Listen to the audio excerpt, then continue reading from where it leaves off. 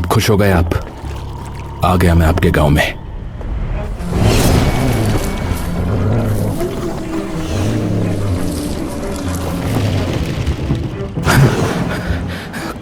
कौन है वहां?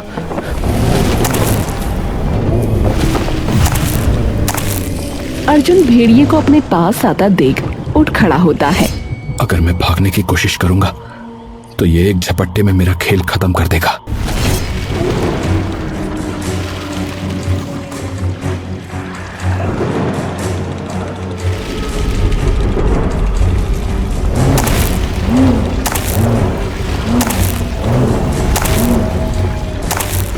कि तभी अर्जुन की नजर उसके पांव पर पड़ जाती है।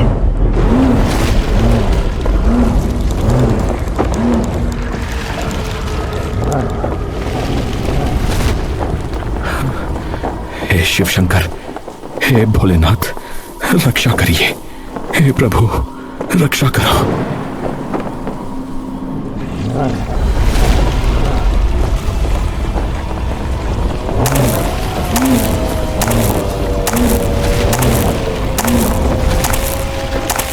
अर्जुन धीरे धीरे अपनी आंखें खोलता है। कुछ नहीं किया।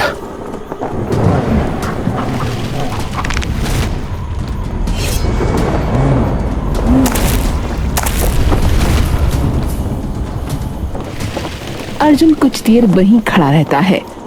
इस भेड़िए ने मुझे ऐसे क्यों देखा? अर्जुन वापस अपने घर लौट आता है।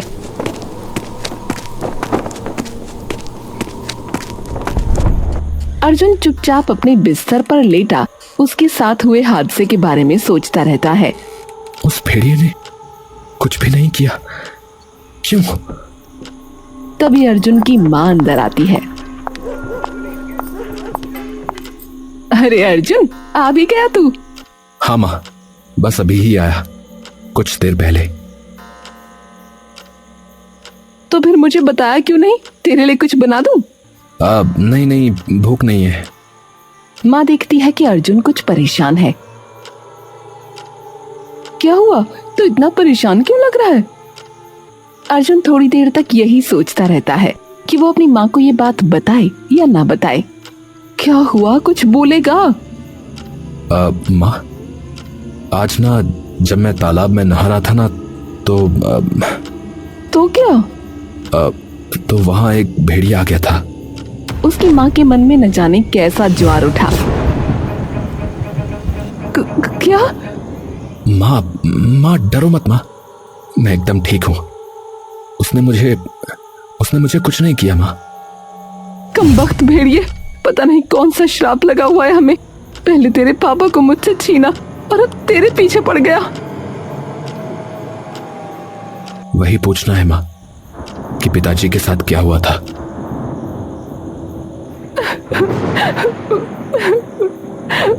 उसकी माँ रोते रोते बैठ जाती है। वो उस दिन शिकार करने के लिए अपना तीर कमान लेकर जंगल चले गए। मैंने मना किया था कि मत जाओ, लेकिन मुझसे बोले कि आज तो खरगोश या एक मोटा सा जंगली बकरा खाने का मन है, तो मुझे जाने दे। बस चले गए। मुझे तो बस खबर आई कि उन्हें किसी भेड़िए ने खा लिया और अब फिर से मेरे बच्चे को मुझसे लेने आ गया, और एक और कमबख्त भेड़िया। माँ, अरे कहीं नहीं जा रहा मैं। अरे तुम आओ और आराम से सो जाओ, मैं एकदम ठीक हूँ। देखो मैं तुम्हारे पास ही हूँ, ठीक है? अब सो जाओ तुम। ठीक है, पर अब तो उस तालाब में कभी नहीं जाएगा। ठीक है माँ, ठीक है। अब तुम शांत हो जाओ, ठीक है?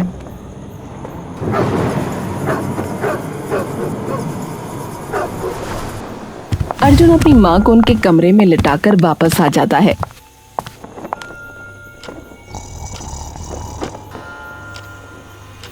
और वापस अपने कमरे में आकर बैठ जाता है।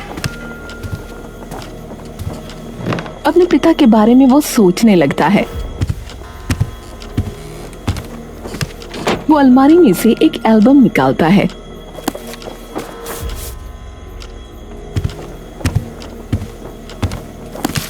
और उसे मुस्कुराकर पलट पलट कर देखने लगता है। वो अपनी माँ और पापा की एक तस्वीर देखकर रुक जाता है और मुस्कुराकर उसे ध्यान से देखने लगता है। कितने प्यारे लगते थे दोनों।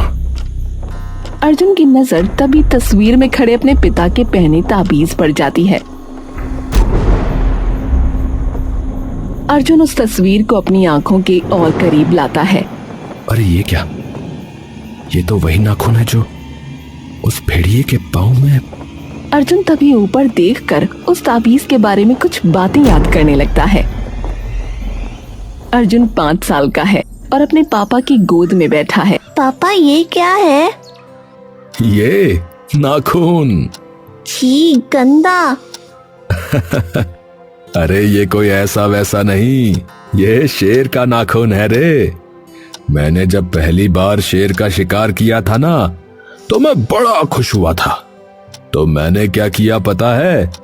मैंने उसका एक नाखून तोड़कर अपने गले में टांग लिया। हाँ, जब तुम बड़े हो जाओगे तो तुम्हें दे दूंगा, ताकि तुम्हें याद रहे कि तुम्हारे पिताजी कितने स्ट्रांग थे। समझ गए बेटा?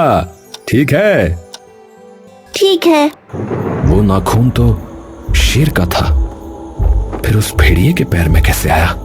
अर्जुन थोड़ी देर तक वहीं बैठा कुछ सोचता रहता है। इसका तो पता लगाना ही पड़ेगा।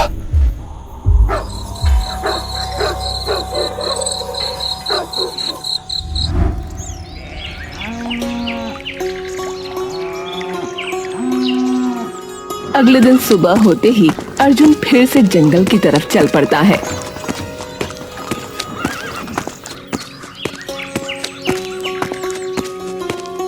कि तभी गांव का सरपंच उसे मिल जाता है। प्रणाम मुखिया जी। हाँ, प्रणाम प्रणाम बेटा।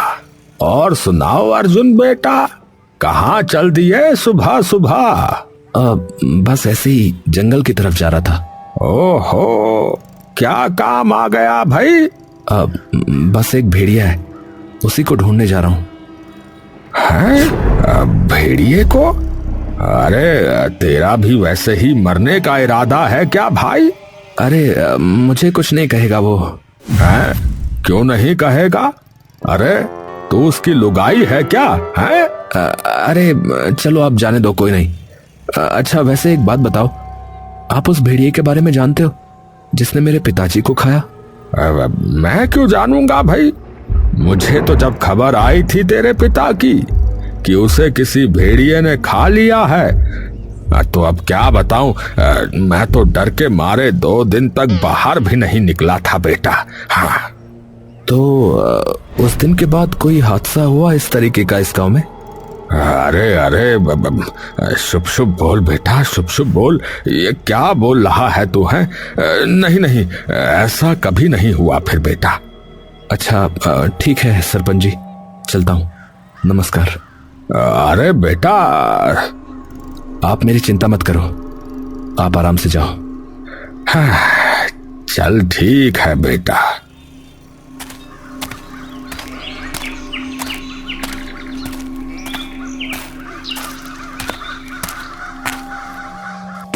अर्जुन अब जंगल के अंदर पहुंचकर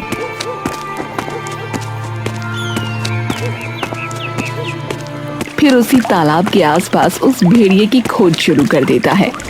कमाल है, सिर्फ मेरे पिताजी का शिकार, पर गांव के तो रोज न जाने कितने लोग आते होंगे इस जंगल में, फिर और किसी को कुछ क्यों नहीं हुआ? अर्जुन काफी देर तक उस भेड़िए को ढूंढते ढूंढते जंगल की गहराई में चला जाता है। जाते जाते तभी उसका पांव एक कछुए पर जा पड़ता है। क्या कर रहा है? देख के चल। अर्जुन एकदम से डरकर पीछे हो जाता है और इधर उधर देखने लगता है। अरे ये आवाज कहाँ से आई? अबे चील है क्या जो आसमान में देख रहा है? नीचे देख। अर्जुन झटपट नीचे की ओर देखता है और कछुए को देखकर एकदम से पीछे की ओर हो जाता है। कछुआ उसे गुस्से से देख रहा होता है। हाँ, तुम अर्जुन झुककर उसकी ओर गौर से देखने लगता है। अबे घूर क्या रहा है? मैं ही बोल रहा हूँ। कछुआ बोल रहा है?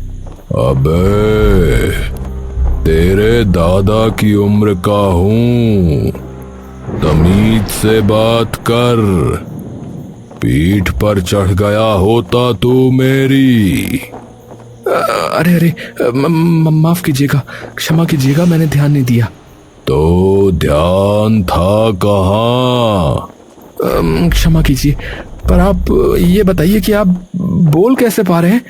तू मुझे ये बता कि तू सुन कैसे पा रहा है?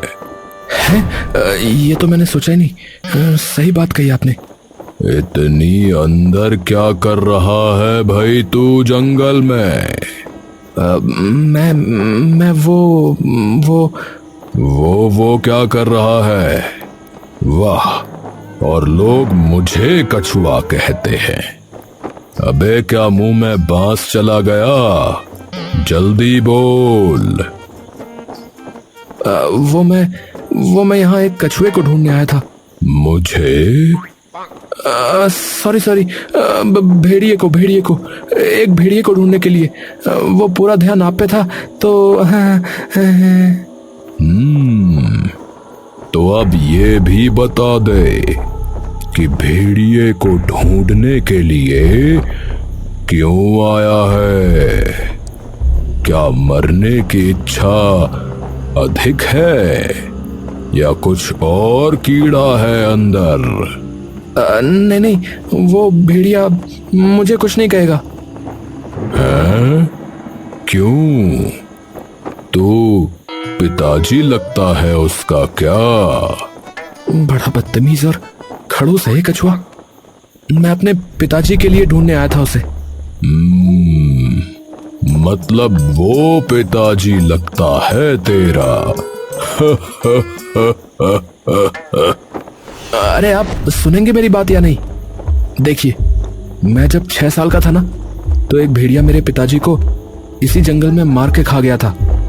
लेकिन कल जब मैं यही तालाब में रात को नहा रहा था, तो तभी मुझे झाड़ियों के हिलने की आवाज आई। जब मैंने पलट कर देखा तो वहां नीला नीला कुछ चमक रहा था। तभी उन झाड़ियों में से एक भेड़िया निकल के आया। मैं उसे देखकर डर के बाहर आ गया, लेकिन वो धीरे धीरे मेरे पास आने लगा। उसने मुझे ऊपर से नीचे तक सूंघा और फिर अचानक से वापस चला गया। हैं? उसने कुछ भी नहीं किया? नहीं, वही तो मैं कह रहा हूं। और सबसे अलग चीज जो मैंने देखी, वो था उसके पाँव में एक शेर का नाखून, जो कि मेरे पापा भी अपने गले में पहनते थे। क्या? शेर का नाखून भेड़िए के पाँव में? कछुआ अचानक से अचंभित स्वर में बोल उठता है। रुको, क्या वो नाखून उसके बाएं पाँव की पहली उंगली में था? अर्जुन कछुए की ये बात सुनकर अचानक चौंक उठता है। आपको कैसे पता? तेरा बाप। पिताजी? हाँ, मतलब तेरे पिताजी उसको गले में लटकाते थे ना? हाँ। बैठ जा, फिर लंबी कहानी है। क्या आप जानते मेरे पापा को? हाँ, और एक बात और। क्या? मरे नहीं हैं तेरे पिताजी, जीवित हैं। क्या? ये आप क्या बोल रहे हैं? सच बोल रहा हूं।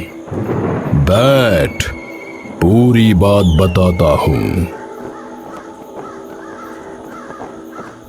मुझे याद है, मैंने ये सारी चीजें अपनी आंखों से देखी थी। तेरा पिता शिकार करने निकला हुआ था और उसी वक्त वहां एक अघोरी बाबा बैठे हुए गहरे ध्यान में तपस्या लीन थे। ओम ऐं ह्रीं क्लीं चामुंडाय विच्चै। ओम चामुंडायै विच्चै। ओम ऐं ह्रीं क्लीं चामुंडायै विच्चै।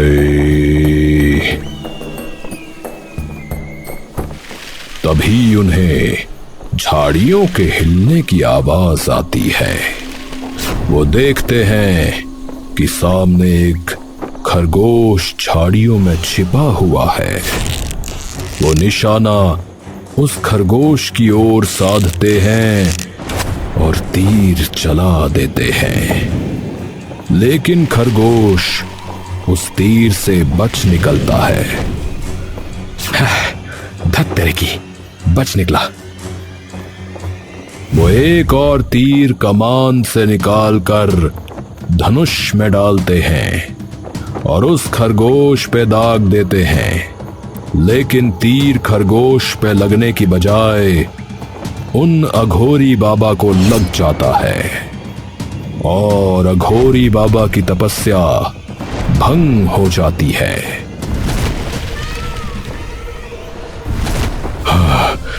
किसने? तभी तुम्हारे पिता वहां आ जाते हैं और देखते हैं कि तीर जाकर उस अघोरी बाबा को लग गया है। हे गुरुदेव, क्षमा करें गुरुदेव, क्षमा करें। ये बाण भूल से आपको लग गया। मैं तो बस इस जंगल में खरगोश का शिकार करने आया था। मूर्ख, तूने मेरी तपस्या भंग की है, एक अघोरी की। तेरा ये दुस्साहस पापी। नहीं गुरुदेव, मैं क्षमा चाहता हूँ, ये भूलवश हुआ है, मुझे क्षमा कर दीजिए गुरुदेव। क्षमा नहीं, मेरी तपस्या भंग करने पर तुझे मात्र श्राप मिलेगा।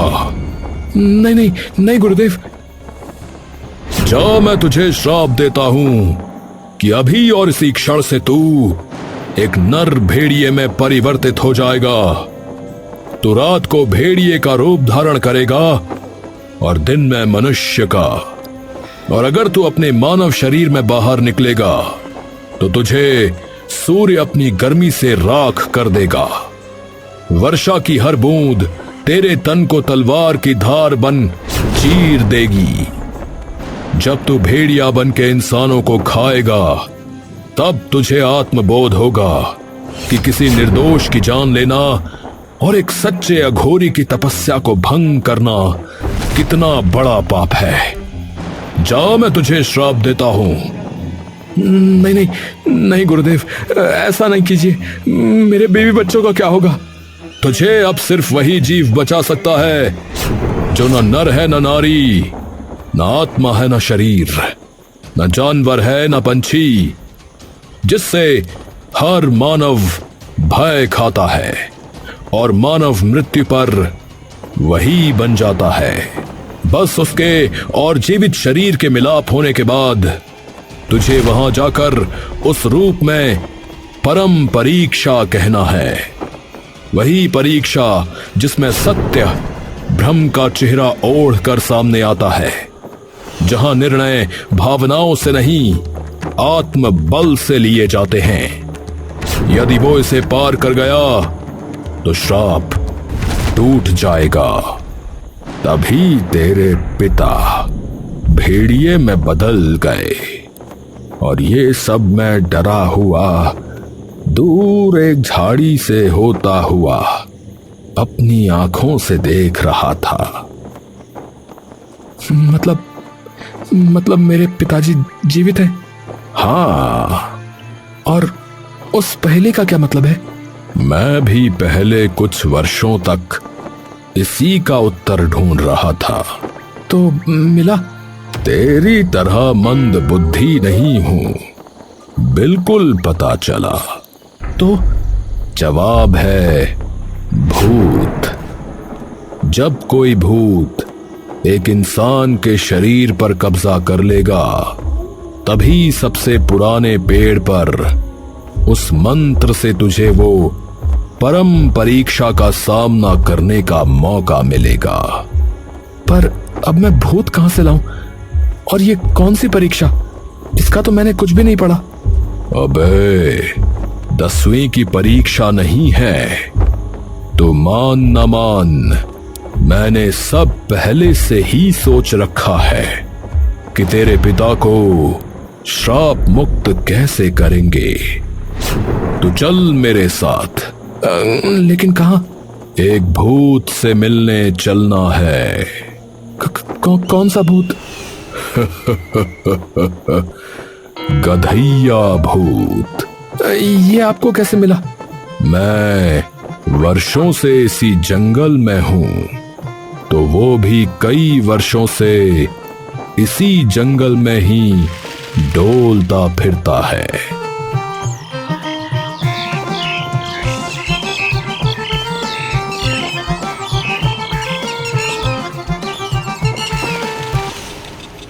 ए गधैया, ए गधैया। अरे अरे कछुआ भैया, कैसे याद किया? बताओ। तेरी सहायता चाहिए। लेकिन किस चीज में सहायता? और ये भाई साहब कौन है? नमस्ते भाई साहब। नहीं, गधैया भूत जी, मुझे आपकी सहायता की बहुत जरूरत है, तो कृपया कीजिए। क्यों? क्या हुआ? कोई हड्डी वड्डी टूट गई है, या कहीं गुर्दे में दिक्कत है, या पित्त में? क्या? अरे आप भूत हो या वैद्य? गधैया, बिल्कुल ही गधा है तू। पूरी बात सुन। कछुआ और अर्जुन मिलकर उसे पूरी कहानी बता देते हैं। ओहो भाई, तुम बिल्कुल चिंता मत करो, मैं तुम्हारे पिता को अवश्य बचाऊंगा। कछुए जी, ये कर तो लेगा ना? इसकी शक्ल पे मत जा, बंदा काम का है, मतलब भूत काम का है।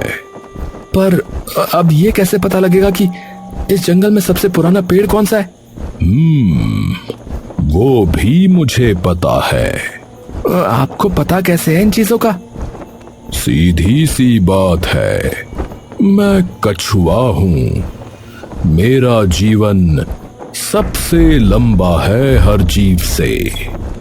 मैं 800 वर्ष का हूं और इसी जंगल में रह रहा हूं, तो मुझे सब पता है, नया क्या है और पुराना क्या। अर्जुन और गधैया दोनों ये सुनकर चौंक जाते हैं। तो आपने तो डायनासोर भी देखे होंगे महाराज। अरे चलो तुम, और सुनो, मेरे ही पूर्वज थे डायनासोर। ओ तेरी। कछुआ उन्हें गांव के सबसे पुराने बरगद के पेड़ के पास ले जाता है।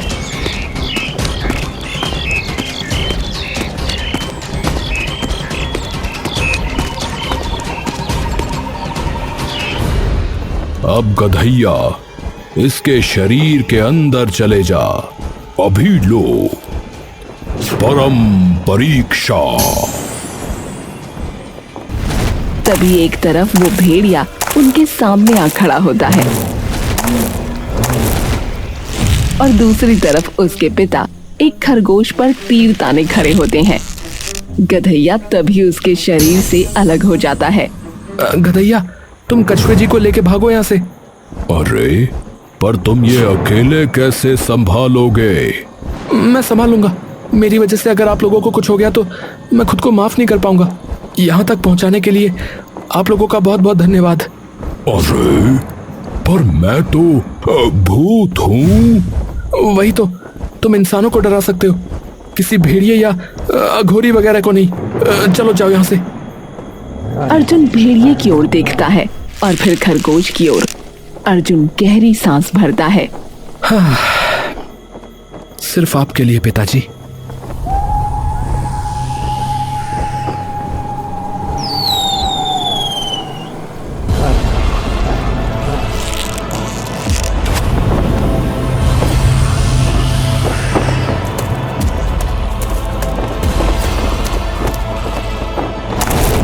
पिताजी।